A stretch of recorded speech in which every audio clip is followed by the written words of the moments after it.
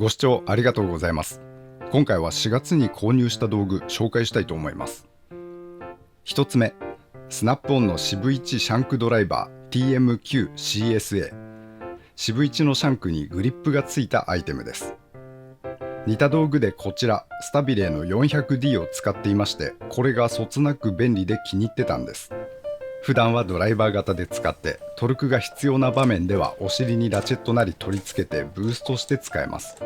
気軽に使えていいんですよね。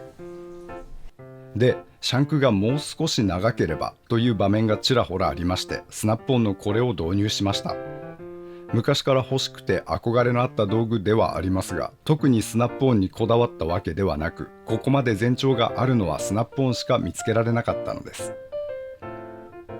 全長は 254mm、 重量は 155g。 手にするとずっしりとくるっすね。グリップはスナップオンのドライバーグリップ、フィリップスの2番なんかと同じサイズですね。特徴的なグリップ後端がこちら、シブ1のスクエアが備わります。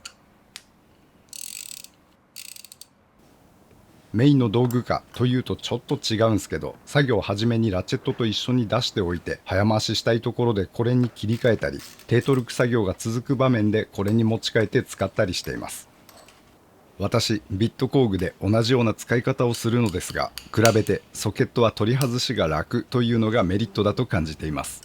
油にまみれた作業をしていますと、ビットは短いのが抜きにくくてストレスを感じることがありますが、このシャンクドライバーとソケットの組み合わせは付け外しがとても楽です。指かけるところが必ずありますので、オイリーな手でも外すストレスがありません。それでいて、不意にソケットが取れてしまうこともほぼなく、些細なことではありますが、ストレスフリーで使えるというのは素晴らしいことだと感じています。汎用で使えるナットドライバーって感じ。お尻のスクエアでトルクブーストできますし、ソケット付け替えれば良いので持ち運びもかさばらない。懸念していた重さも実際に作業で使っている時はそこまで気になることもありません。手遊びしていると重さは感じますが、作業で使っているとそれは忘れてるっすね。ただグリップだけ、私はまだ慣れることができません。角張ったグリップなので早回しがスムーズにやりにくいと感じることと、それからグリップ表面のつるすべ感から力むと食わないし、早回しすると手につかず、扱いが難しいと感じてます。グローブをしてると具合良いんすけど、素手だとちょっと苦手かしらって感じ。ここがしっくりこないと何というのか、ふと使っていて楽しくない瞬間みたいなのがあるのも事実です。一点お伝えしておくこととして、気になる点とは違うんすけど、初期不良に遭いまして、スクエアのボールがベローンと飛び出しちゃいました。初期不良で対応はいただきましたが、スナップオンは私相性が悪いのか、問題ある道具に結構当たる気がします。しかしスナップオン買っちゃうんすよね。いろいろ言われることもあるブランドですが、私は魅力を感じるものが多いです。スナップオンの TM9CSA、使いこなせれば便利な道具だとは思うので、これから自分のものとしていきたいと思っています。スナップオンぐらいしか出していないことからもわかるんですけど、ちょっと特殊な道具かなとは感じました。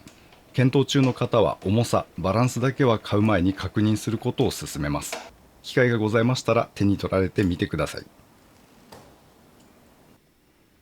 2つ目、テイクナウのライト WL3110。フリップアップタイプのライトっていうのでしょうか。長くて薄いライトです。ここの薄さが特徴的。厚みがわずかに 6mm ほど、狭い隙間に差し込んで使うことが可能です。もう一つの特徴が軽さです。重量は 81g。似たライトでこちらストレートさんの製品を使っていますが、長さ同じくらいで重量は半分以下となってます。細身に軽量なボディ、持ち運びも扱いも楽っすね。操作のインターフェースはボタンが一つのみ。操作方法も単押しのみという割り切ったデザインです。点灯のモードは大きく分けて3種類。ボタンを押すたびにモードが切り替わっていきます。まずは先端のトップライト。次にメインの広い COB ライト。このメインライトのみレベルが2段階選択が可能です。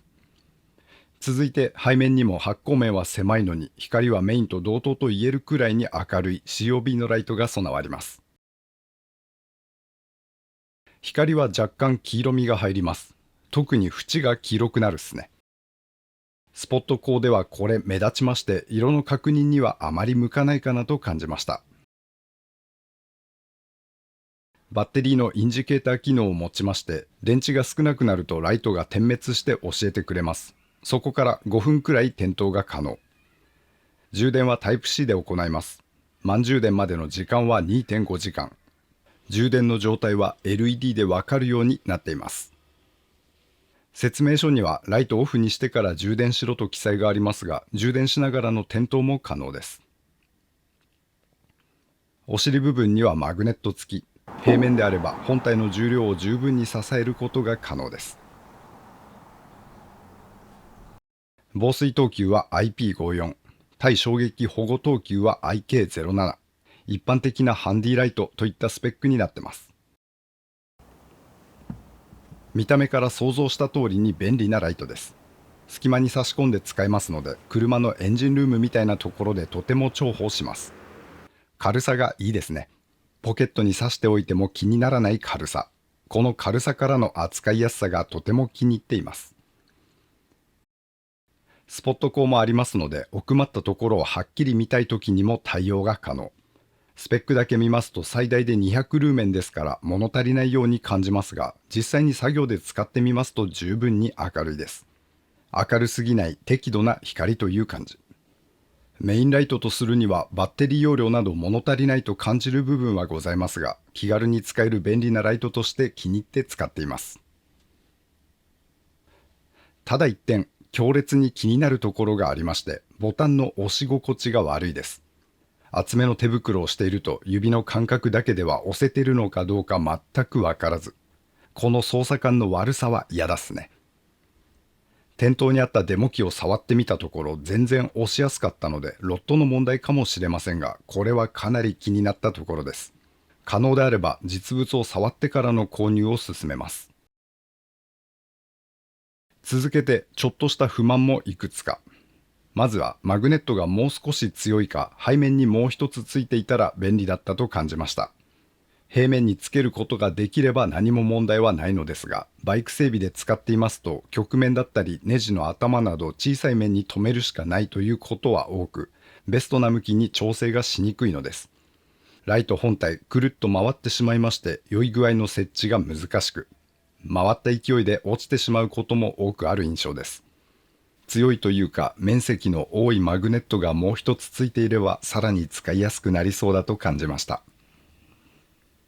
もう一点、ライトの出力制御が PWM なのか、メインライトをローでカメラの照明として使った時に干渉島が出てしまいます。最近は撮影しながらの作業も多くなっていますから気になってしまった部分です。最後に要望なのですが、急速充電機能があったら便利そうだと感じました。容量の大きなライトではないですから、点灯しっぱなしですと2つも作業したら電池は切れてしまう感じ。充電時間短いに越したことはございません。今後アップデートされることを望みます。テイクナウのライト WL3110。わかりやすく便利に感じたライトでした。機会がございましたらお手に取られてみてください。それから最後、こちらは簡単にラチェット用の樹脂グリップ、リペア用替えのハンドルっすね。これ廃盤、なくなってしまうと噂で聞きまして手に入れておきました。樹脂のタイプ、ハードグリップ全般がラインナップから落ちるのではと聞いています。先ほど紹介しましたドライバーグリップより細身な作りとなっているのが特徴。開けられた穴は 8.5 ミリ前後です。今回のものは 8.7 ミリ開いていました。過去にも何度かなくなると噂されたハードグリップですが、今回はどうなるのでしょう。必要な方は買っておいた方が安心かと思います。ご視聴ありがとうございました。当チャンネルではこんな感じに道具の紹介をしております。お時間ございましたら他の動画も覗いていってみてください。皆様には再びお会いできますことを願っております。それでは次回まで。せや。